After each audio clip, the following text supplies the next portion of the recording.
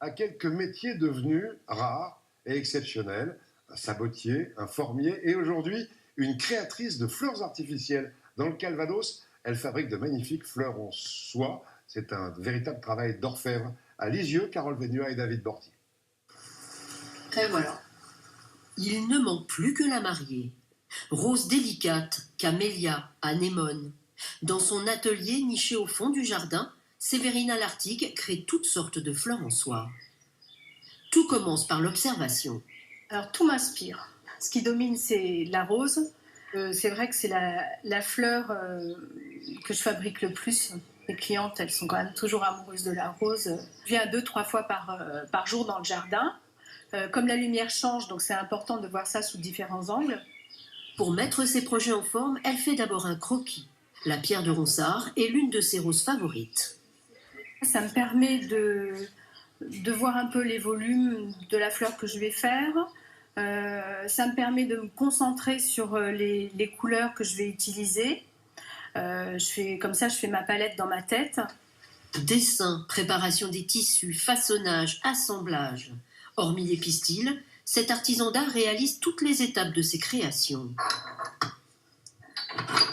À l'aide d'une maillotche et d'un emporte-pièce, elle découpe les pétales. Ses gestes sont les mêmes qu'il y a 200 ans. Là, j'en ai découpé 16. Et après, je vais aller les teindre, voilà, comme quand je fais de l'aquarelle, pétale par pétale.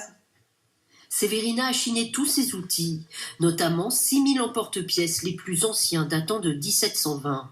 Et elle s'y retrouve toujours. Chaque casier a une famille de fleurs. Donc, il y a aussi, par exemple, là, c'est tout ce qui est pensée et pivoine. Ce que j'adore, c'est mes outils de fougère. Ils sont très anciens, très découpés. Là, je creuse le pied de mon pétale. Des pétales, il peut y en avoir une centaine par rose. L'étape du façonnage requiert de la prudence. Alors, je chauffe tous mes outils parce que la soie ne se façonne qu'avec la chaleur. Vous voyez la différence, on voit bien maintenant que c'est un pétale de rose. Au milieu des fleurs et de ses créations, cette ancienne paysagiste perpétue un métier en voie de disparition. L'Opéra Garnier et la haute couture font appel à ses talents.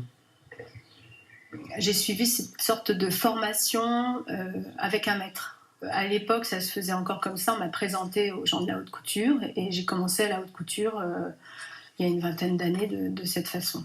Ça prend toute une vie parce que l'étude des fleurs, c'est depuis que je suis toute petite. Un savoir-faire qui a valu à cette fine fleur de la création française une renommée internationale et la reconnaissance d'entreprise du patrimoine vivant. Un extraordinaire savoir-faire et une passion absolument formidable à qui on voulait rendre hommage. Autre série,